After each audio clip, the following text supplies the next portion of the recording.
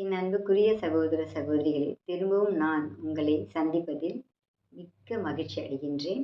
என் இல்லத்தில் நடந்த ஒரு சாட்சியத்தை பற்றி தான் நான் இன்று உங்களோடு பகிர்ந்து கொள்ளப் போகிறேன்.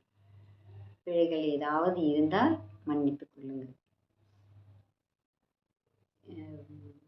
கொரோனா காலத்தில் நம்ம பார்த்துருக்கோம். இந்த கொரோனா டைம்ல எங்கேயுமே ஒரு பள்ளிக்கூடமோ, ஒரு மருத்துவமனையோ, கடைகளோ, ஆலயங்களோ எதுவுமே நமக்கு நடைபெறல.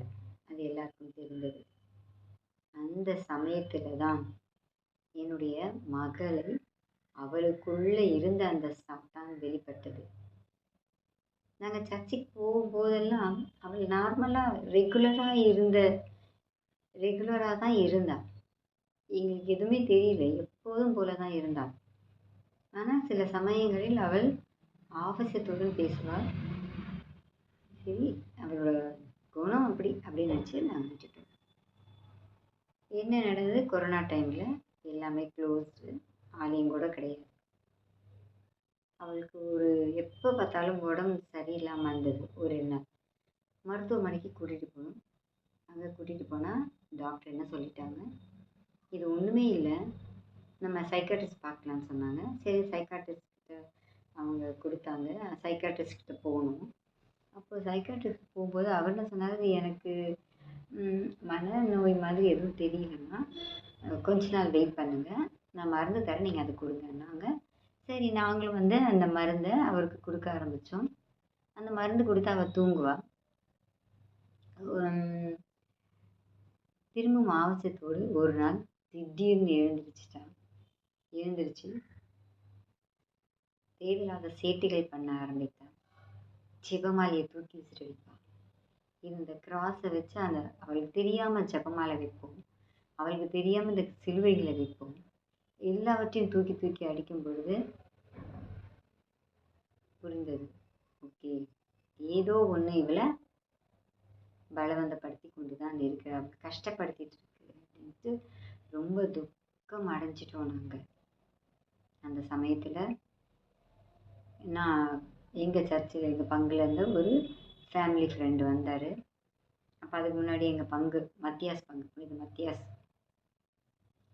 அப்பொழுது அதுக்கு முன்னால் ஒரு தியானம் நடந்தது. அந்த தியானம் ஃபாதர் செங்குட்டன் இப்படி ஃபாதர்ஸ்க்கு அந்த தியானம்லாம் நடந்தது. அப்போ அவங்க சொன்னாங்க, அவங்களுக்கு இந்த மாதிரியான ஒரு மக்களை இந்த மாதிரி தீய சக்தியிலிருந்து விடுதலை ஆக்குறது தான் அவங்களோட பணி. ஜெபிச்சு அவங்கள வெளியில் கொண்டு வருவாங்க. அப்போது திடீர்னு அந்த சகோதரன் என்கிட்ட சொன்னாங்க, அக்கா, நம்ம அந்த ஃபாதரை நம்ம ஜெபிக்கலாம், அவர் கூப்பிடுவோம், அவர் ஃபோன் நம்பர் எனக்கு கிடைக்கல.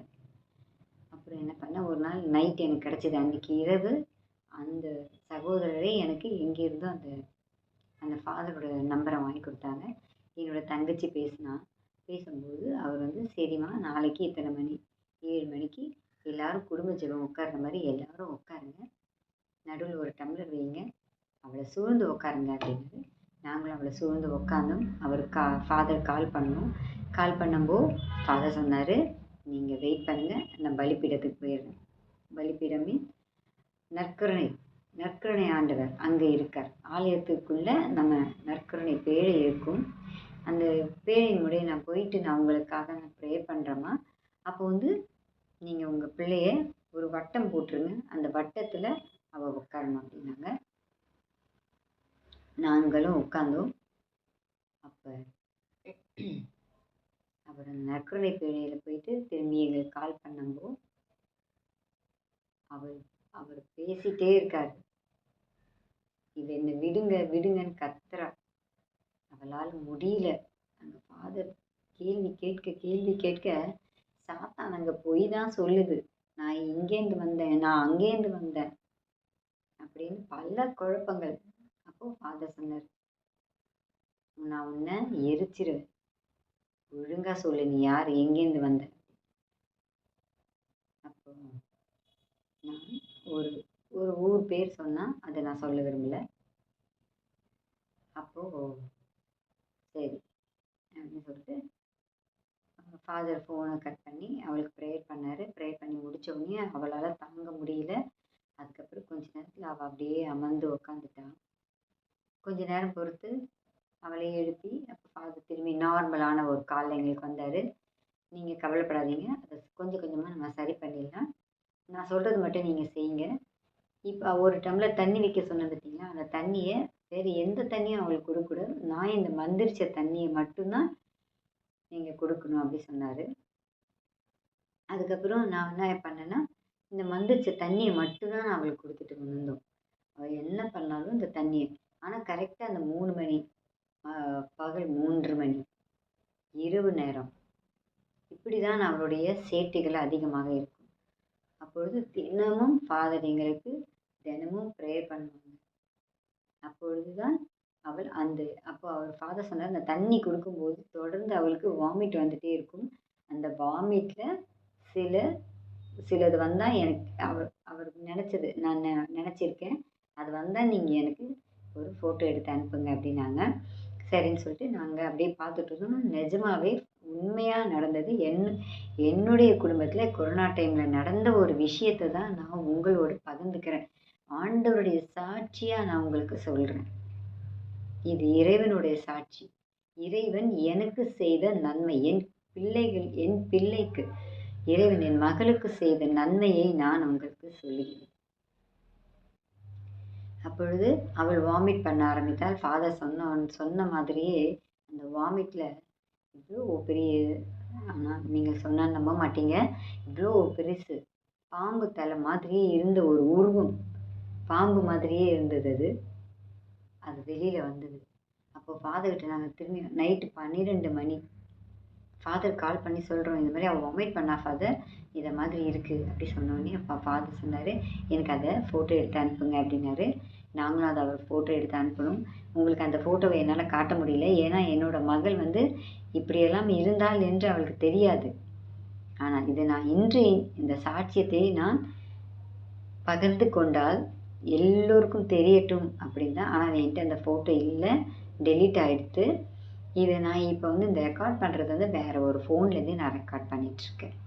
ஸோ இது அந்த ஃபாதரோட பெயர் ஃபாதர் சேவியர். அவர் ஆனால் எங்கே இருந்தார்னா மதுரையில்.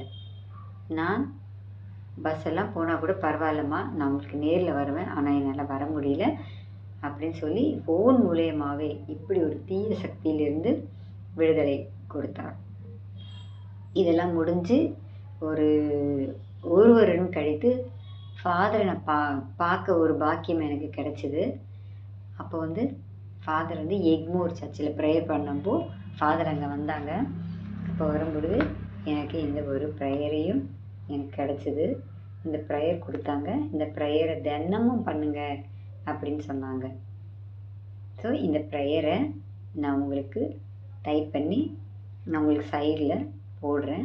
இந்த ப்ரேயரை நீங்களும் படிங்க. சிலுவையினால் நமக்கு மீட்பு உண்டு.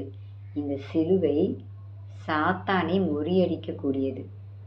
இந்த சிலுவையோட மகிமை என்ன அப்படின்னு நாங்கள் புரிஞ்சுக்கிட்டோம். சில பேர் சிலுவையை வேண்டான்னு சொல்லுவாங்க, ஆனால் அவருடைய துன்பங்களை நாம் ஒவ்வொரு நாளும் நினைப்போம். இறைவன் செய்த எனக்கு எல்லா நன்மைகளுக்காகவும் நான் நன்றி கூறுகின்றேன். இந்த ஜெபத்திலேயே பாருங்க போட்டிருக்காங்க, தீய சக்திகளில் இருந்து விடுதலை தரும் வல்லமை மிக்க ஜெபம். பாருங்க, உங்களுக்கு தெரியுதான்னு எனக்கு தெரியல, தலைக்கீழாக தெரியுது. நான் உங்களுக்கு இந்த ஜெபத்தை, இந்த ப்ரேயரை நான் பண்ணுறேன். தினமும் 3 மணிக்கு, தினமும் மதியம் 3 மணிக்கு இந்த நேரத்தை ஆண்டவர் உயிர் விட்ட அந்த நேரம். ஏனென்றால் நம்முடைய குற்றம் குறைகள் எதுவாக இருந்தாலும் நம்ம அந்த நேரத்தில் மன்னிப்பு கேட்போம். அவருடைய வலது பக்க கல்வனுக்கு சிலுவையில் அடைந்த கண்வனை ஆண்டவர் அந்த நேரத்தில் மன்னித்தார். நாமும் மன்னிப்பு பெறுவோம் என்ற விசுவாசத்தோடும் நம்பிக்கையோடும் நாம் 3 மணிக்கு இந்த ஜெபத்தை சொல்லுவோம். உங்களுக்கு இது நான் எங்கேயும் கட் பண்ணல, எங்கேயுமே எதுவுமே நான் உங்களுக்கு கட் பண்ணல. அப்படியே எடுத்த வீடியோ உங்களுக்கு நான் அப்படியே போடுறேன். இந்த சாட்சியம் உங்களுக்கு நீங்கள் நம்பினால் இந்த சாட்சியத்தை அனைவருக்கும் பகிருங்கள். கமெண்ட் செய்யுங்க. இது சினிமாவில் நடந்தது போல நான் பார்த்தேன். உங்களுக்கு சொன்னது சும்மா ஒரு வாய் வார்த்தையாக தான் நான் சொல்லியிருக்கிறேன். இதை நாங்கள் அனுபவித்துள்ளோம். எங்களுடைய பிள்ளைகள், சிறு சிறு பிள்ளைகள் கண்கூடாக இதை பார்த்திருந்தார்கள். ஒரு மாத காலமாக நான் இந்த துன்பங்களில் என் குடும்பமும் என்னோடு சேர்ந்து, என் கணவன், என் பிள்ளைகள், எங்களுடைய தம்பி குடும்பம், தங்கச்சி குடும்பம் எல்லோரும் சேர்ந்து தினமும் ஜெபமாலை ஜெபிப்போம். 3 மணிக்கு நாங்கள் ப்ரேயர் பண்ணுவோம். விசுவசித்தோம், இறைவனை விசுவசித்தோம், அவர் மீது நம்பிக்கை வைத்தோம். என் மகளுக்கு இந்த ஒரு பெரிய தீய சக்தியிலிருந்து விடுதலையை அளித்த ஆண்டவனுக்கு நான் இந்த நேரம் சாட்சியோடு உங்களோடு பகிர்ந்து கொண்டிருக்கிறேன். இயேசுக்கே புகழ், இயேசுக்கே புகழ், இயேசுக்கே நன்றி. மரியே வாழ்க.